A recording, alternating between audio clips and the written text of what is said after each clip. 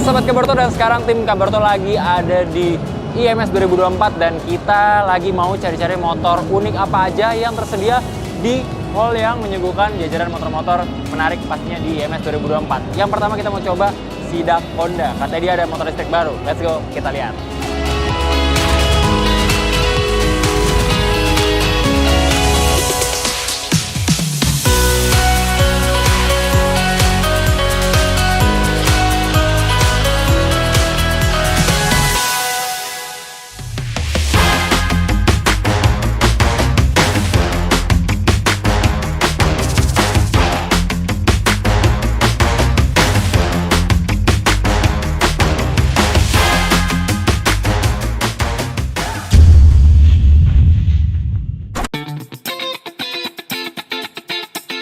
Nah, Sobat Kabarto, sekarang kita lagi ada di booth-nya Honda dan bisa dilihat di ujung sana lagi ada artisnya nih. Dan kita pengen lihat, katanya sih dengar-dengar namanya Honda SCI.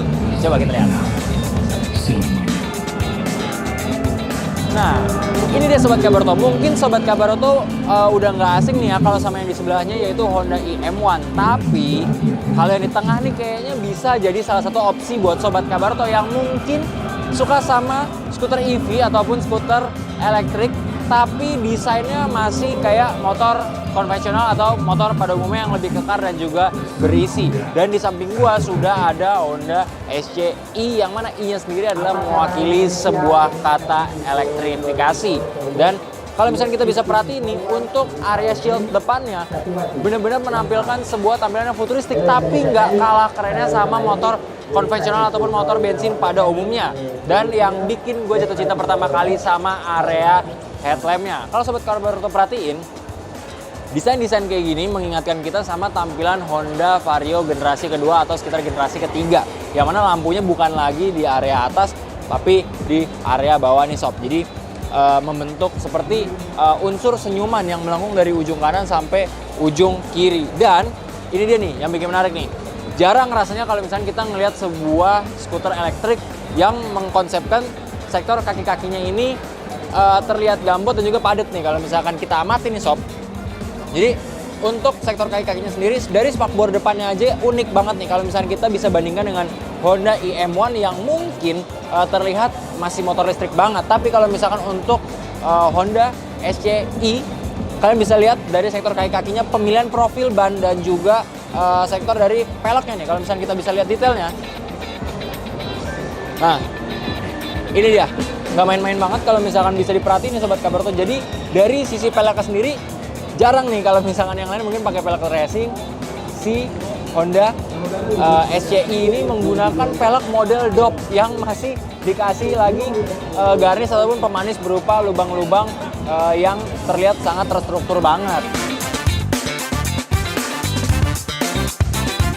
Nah, sekarang kita geser lagi ke samping, yang mana Honda SCI ini menarik banget nih sob. Karena seperti yang gue bilang dari awal kita ngebahas videonya aja, ini bener-bener sebuah motor listrik, tapi yang nggak listrik-listrik banget. Karena masih ada unsur motor konvensionalnya, mulai dari segi bodi yang cukup padat. Dan tim Kabarto sendiri jatuh cinta pertama kali saat melihatnya, khususnya di area samping.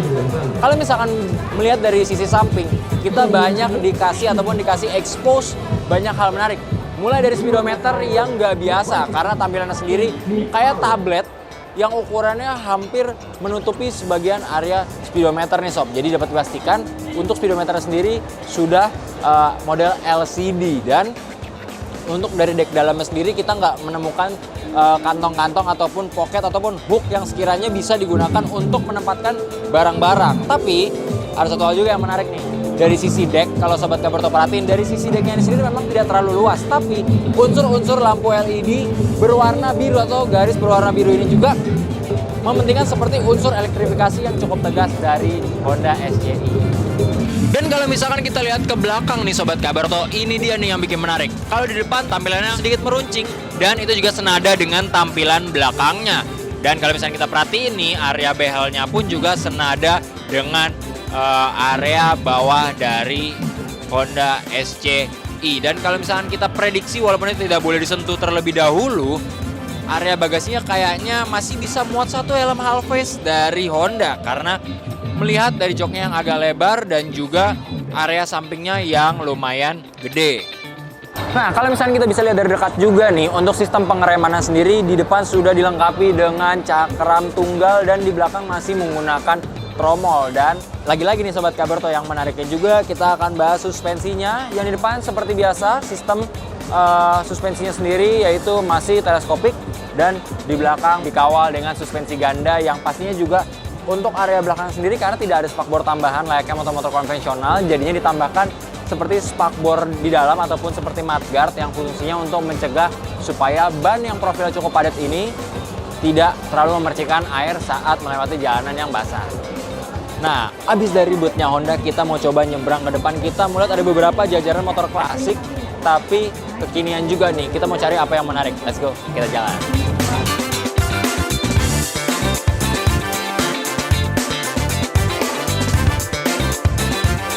Nah, sekarang di boot kedua kita lagi mampir ke tempatnya Royal Alloy yang terkenal sebagai sebuah skuter Inggris yang shape-nya mirip banget sama Lambretta. Dan di samping gua ini ada yang menarik banget. Kenapa? Kalau Sobat Kabarto perhatiin dari jajaran seluruh Royal Alloy-nya, yaitu Royal Alloy Grand Prix dan seri lainnya. Nah, untuk yang seri Grand Prix 150 ini menarik banget nih. Kenapa? Mungkin buat Sobat Kabarto yang suka ngeluh ngecek mesin tuh susah segala macam, nggak usah repot-repot lagi karena tinggal dilihat aja, nggak perlu buka-buka tepong lagi. Kenapa? Karena tepongnya udah diganti sama bahan akrilik kayak gini nih Sob. Jadi, tapi ini akriliknya juga tergolong kuat dan nah, Sobat Kabarto bisa lihat nih detail pengunciannya juga nih langsung menyambung dari deck dan dikunci melalui tepong dan juga ada di sini skrup. Dan juga kita bisa langsung lihat nih sistem mesin bekerjanya dan juga kelistrikannya seperti apa. Nah, kalau kita perhatiin ini sebenarnya masih tergolong safety banget nih Sob. Jadi tapi yang harus diperhatikan adalah kalau musim hujan mungkin harus sering-sering dibersihin kali ya, karena secara estetika pasti akan mengganggu banget. Dan kita nggak tahu juga nih gimana ntar setelah pemakaian berapa lama, apakah akriliknya sendiri ini akan menguning atau akan terjadi resiko-resiko yang lainnya.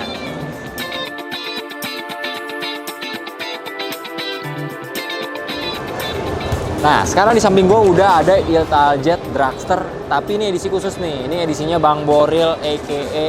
Ariel Noah yang baru aja menghiatuskan bandnya selama berkarir di Indonesia. Jadi ini menarik banget nih. Sebenarnya ini base-nya adalah Italjet Dragster yang mana Sobat Kabarto udah tahu sendiri. Ini sebuah skutik yang bener-bener mengandalkan shape dari sasisnya nih. Yang mana ini sasisnya bener-bener nongol banget. Cuma ini bedanya adalah punya Ariel Noah yang dari segi pewarnaan, pemilihan striping itu masih dikomunikasikan ataupun dikonsultasikan bersama sang pemilik Bang Boril. Dan detail-detail kayak gini nih. Detail-detail tulisan limited edition Italjet Dragster, sign-nya Ariel Noah, 1 of 50. Terus habis itu di sini juga ada. Nah, jadi ini emang sama banget sama yang kayak dipakai Ariel Noah, dan ini adalah nomor satunya yang mana pastinya ini punya Bang Boril langsung dong. Coba Kabarto, Sobat Kabarto bisa lihat juga nih detail-detail kayak ARL Dragster yang mana ini menunjukkan benar-benar definisi punyanya Bang Boril. Jadi selain motor-motor unik, kita juga mungkin bisa ngebahas juga yang namanya motor-motor rare yang ternyata ini salah satu punya public figure a.k.a. Bang Boril. Nah, ngomong-ngomong nih Sobat Kabarto, ini merupakan Italjet Dragster garapan dari Smoke Garage sendiri yang langsung turun tangan untuk handle motor Italjet Dragster punya Bang Boril. Jadi semua sentuhan-sentuhan mulai dari part asli, part modifikasi, sampai signature-signature dari Ariel Noah sendiri digarap ataupun digodok bareng sama Smoke Garage.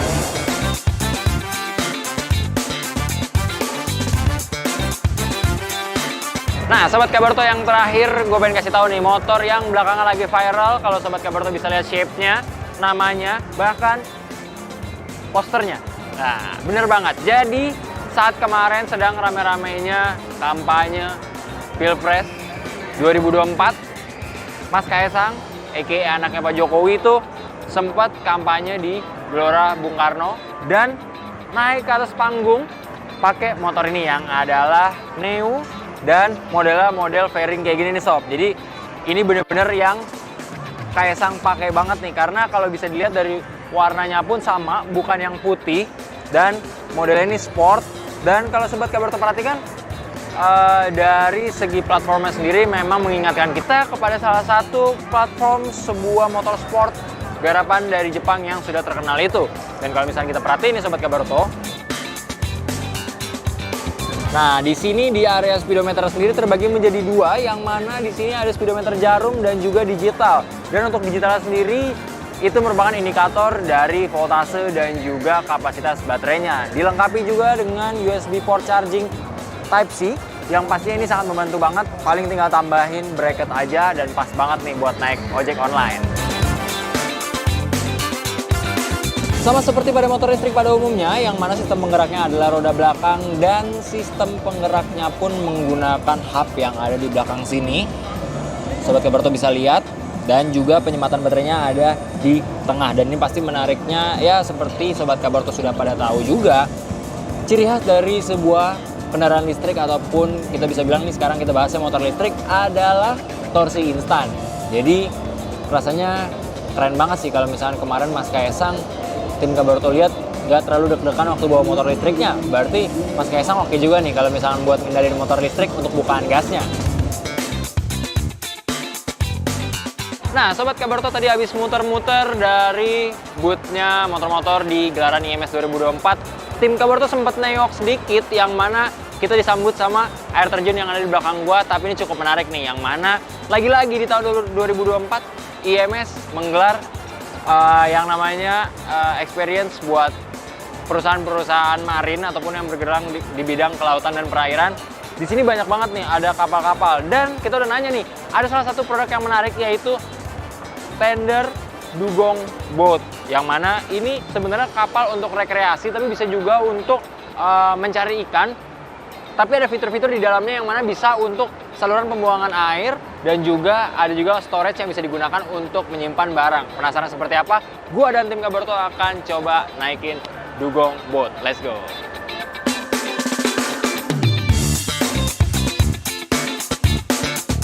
Oke Sobat Kabaroto, sekarang gue pengen coba naikin Tender Dugong Boat. Apakah kira-kira semenarik dugong-dugong yang ada di Indonesia? Oke.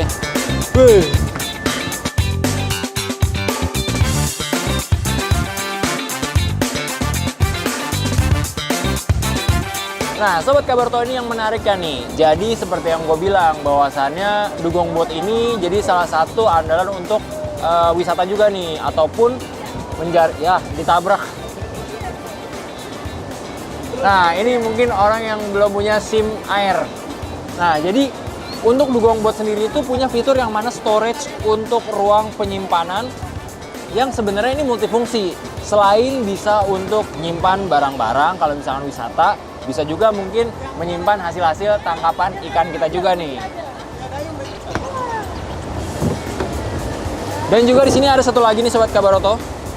Nah, jadi emang storage-nya juga cukup banyak. Begitupun yang ada di bawah dari kameramen gua juga ada 2 storage. Jadi total ada 4 storage, dan sebenarnya storage-nya pun juga bisa didudukin. Jadi emang multifungsi banget.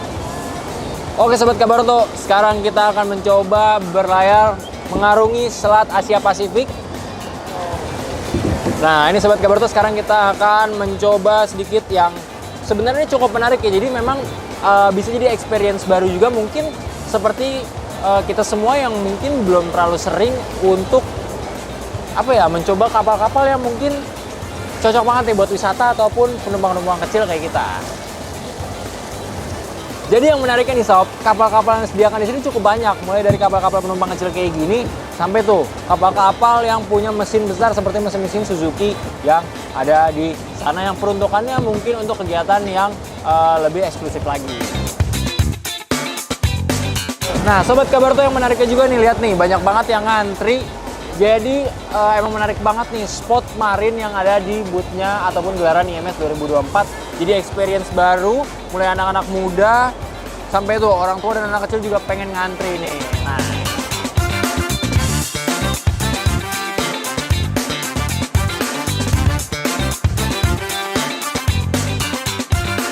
oke, segitu dulu Sobat Kabaroto. Kita habis mereview salah satu kapal yang paling baru di tempat IMS 2024 ini, khususnya di spot marin. Dan ini cukup menarik banget. Jangan lupa datang ke IMS dari tanggal 15 sampai 25 Februari 2024. Gua Dion pamit undur diri dan juga tim Kabarto pamit undur diri. Sampai ketemu di gelaran IMS selanjutnya. Bye. Nah ini tetangga kita baru